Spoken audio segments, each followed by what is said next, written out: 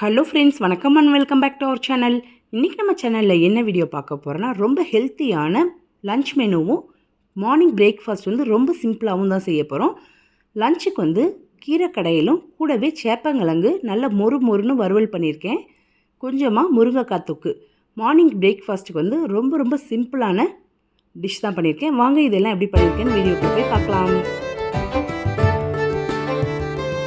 Morning எந்திரிச்ச உடனே first நான் சாப்பாட்டுக்கு தண்ணி வச்சு ஒல வைக்கிறேன். தண்ணி நல்லா சூடானதுக்கப்புறமா இதில் உப்பு சேர்த்துட்டு நம்ம அரிசி சேர்த்துக்கலாம். சேப்பங்கிழங்க நல்லா 2 முறை கழுவிட்டு புது தண்ணி சேர்த்துட்டு கொஞ்சமாக உப்பு சேர்த்துட்டு நல்லா மூடி வச்சுட்டு ஹை ஃப்ளேமில் 2 விசில் வச்சு இறக்கிக்கலாம். இப்போ ஸ்டவ் ஆன் பண்ணி பேன் வச்சுக்கோங்க.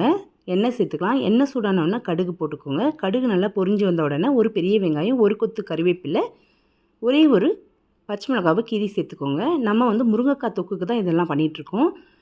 லைட்டாக நிறம் மாறி வந்ததுக்கப்புறமா வெங்காயம் இதில் முருங்கைக்காய் எல்லாத்தையுமே நல்லா கழுவி கட் பண்ணி சேர்த்துக்கிறேன். முருங்கைக்காய்க்கு தேவையான அளவு உப்பு சேர்த்துக்கோங்க. சேர்த்துட்டு நல்லா இதை வதக்கிக்கலாம். இந்த முருங்கைக்காய் கொஞ்சம் நல்லா வெந்து வரதுக்காக நான் 1/4 கப் அளவுக்கு தண்ணி சேர்க்க போகிறேன். தண்ணி சேர்த்துட்டு நல்லா இதை மிக்ஸ் பண்ணி அப்படியே மூடி வச்சிங்கன்னா ஒரு 5 to 6 நிமிஷத்தில் நல்லா சூப்பராக இந்த முருங்கைக்காய்லாம் பாதி அளவுக்கு நிறம் மாறி நல்லா வெந்து வந்துடும். வெந்து வந்ததுக்கப்புறமா நம்ம இது கூட ஒரு தக்காளியை குட்டி குட்டியாக நறுக்கி சேர்த்துக்கலாம். சேர்த்துட்டு 2 நிமிஷம் நல்லா வதக்கி விட்டு திரும்பவும் இதை மூடி போட்டு வைங்க. தக்காளி நல்லா ஓரளவுக்கு சாஃப்டாகி வரட்டும். சாஃப்டாகி வந்ததுக்கப்புறமா 1/2 டேபிள் ஸ்பூன் அளவுக்கு வீட்டில் அரைச்ச குழம்பு மிளகாத்தூளும் ஒரு சிட்டிகை மஞ்சத்தூளும் சேர்த்து திரும்பவும் இதை நல்லா மிக்ஸ் பண்ணிக்க போகிறேன். 2 நிமிஷம் வதக்குனதுக்கப்புறமா இதில் திரும்பவும் ஒரு 1/4 கப் அளவுக்கு தண்ணி சேர்த்துக்கோங்க. மிளகாத்தூளோட பச்சை வாசனைலாம் போகிறதுக்காக சேர்த்துட்டு திரும்பவும் இதை வதக்கிட்டு மூடி வச்சிட்டிங்கன்னா நல்லா சூப்பராக தண்ணிலாம் வற்றி நமக்கு முருங்கைக்காய் தொக்கு ரெடி ஆயிரும். இது ரெடி ஆகிட்டே இருக்கட்டும். நம்ம சேப்பங்கிழங்கும் ரெடி ஆகிடுச்சு. நல்லா இந்த மாதிரி தோலெல்லாம் உரித்து இந்த மாதிரி கட் பண்ணி எடுத்து வச்சுக்கிட்டேன். இப்போ இந்த ஃப்ரை பண்ணிடலாம். சேப்பங்கிழங்கு ஃப்ரை பண்ணுறதுக்கு ஸ்டவ் ஆன் பண்ணி பேனில் எண்ணெய் சேர்த்துக்கோங்க. எண்ணெய் சூடான உடனே கடுகு, கறிவேப்பிலை, ஒரு பூண்டை இடித்து சேர்த்துக்கிறேன். கொஞ்சமாக பெருங்காயத்தூள், ஒரு சிட்டிகை மஞ்சத்தூள், 1 டேபிள் ஸ்பூன் அளவுக்கு வீட்டில் அரைச்ச குழம்பு மிளகாத்தூள் சேர்த்துட்டு அப்படியே சேப்பங்கிழங்கையும் இதுக்குள்ளேயே சேர்த்துட்டு கூடவே நல்லா இதை மிக்ஸ் பண்ணிக்கலாம். மிக்ஸ் பண்ணோன்னே இந்த மாதிரி தான் பிசு பிசுன்னு இருக்கிற மாதிரி இருக்கும். நம்ம மீடியம் ஃப்ளேமில் வச்சு நல்லா 2 பக்கமும் வேக விடணும். நல்லா வேக விட்டிங்கன்னா தான் உங்களுக்கு நல்லா சரியாக வெந்து வரும். அது வேகட்டும். முருங்கைக்காய் எந்த மாதிரி வெந்து வந்திருக்குன்னு பார்க்கலாம்.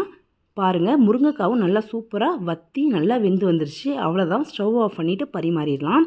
இப்போ கீரை கடைகளுக்கு கீரையை நல்லா சுத்தம் பண்ணி எடுத்து ஒரு பாத்திரத்தில் சேர்த்துக்கோங்க.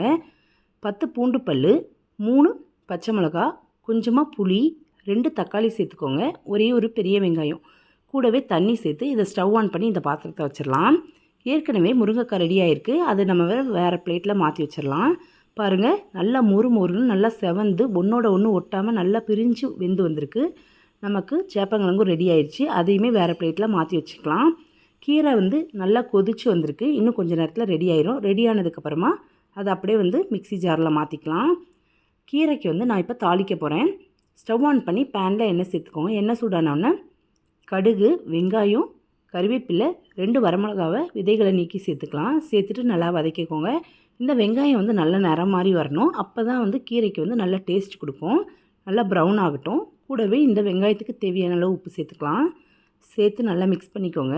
நல்லா நிறம் மாறினதுக்கப்புறமா இதில் பெருங்காயத்தூள் சேர்த்துட்டு நல்லா வதக்கிட்டு கீரையை இதுக்குள்ளே சேர்த்துடலாம். கீரையை நான் மிக்சியில் தான் போட்டு அரைக்க போகிறேன். இங்கே கடையிறது என்கிட்ட இல்லாததுனால நான் மிக்சியில் போட்டு ரொம்ப நைஸாக அரைக்காமல் ஒன்று பாதியமாக அரைச்சி வச்சுருக்கேன். கொஞ்சம் அதை எல்லாத்தையுமே இதுக்குள்ளே சேர்த்து நல்லா கலந்து விட்டிங்கன்னா கீரையும் தயாராகிடும். இப்போ எல்லாமே நமக்கு ரெடி ஆகிருக்கு. எல்லாத்தையுமே நம்ம பிளேட்டில் மாற்றி பார்க்கலாம். கீரையை நான் ஏற்கனவே சாதத்தோடு போட்டு மிக்ஸ் பண்ணிட்டேன்.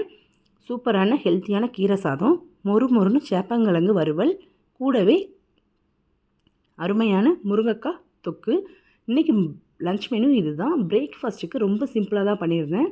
1 கப் அளவுக்கு அவல் எடுத்துக்கிட்டேன். அதில் ஒரே ஒரு டேபிள் ஸ்பூன் அளவுக்கு சர்க்கரை சேர்த்துட்டு 1 கப் அளவுக்கு பால், நல்லா மிதமான சூட்டில் இருக்கிற பால் சேர்க்கணும். சேர்த்துட்டு நல்லா மிக்ஸ் பண்ணிவிட்டு ஒரு 5 மினிட்ஸ் கழித்து சாப்பிட்டிங்கன்னா சுவையான பிரேக்ஃபாஸ்ட் கிடச்சிரும். இது மட்டும் பத்தாது, அதனால் கூட ஒரு பேரிக்காய். இன்றைக்கோட லஞ்சும் பிரேக்ஃபாஸ்ட்டும் இது தான் எங்கள் வீட்டில் நான் ரெடி பண்ணியிருந்தேன். இந்த வீடியோ உங்களுக்கு பிடிக்கும்னு நான் நினைக்கிறேன். இந்த வீடியோ உங்களுக்கு பிடிச்சிருந்தா நம்ம சேனலை லைக் பண்ணுங்கள், ஷேர் பண்ணுங்கள், சப்ஸ்கிரைப் பண்ணுங்கள். நம்ம சேனலை சப்போர்ட் பண்ணுற எல்லாருக்கும் ரொம்ப நன்றி.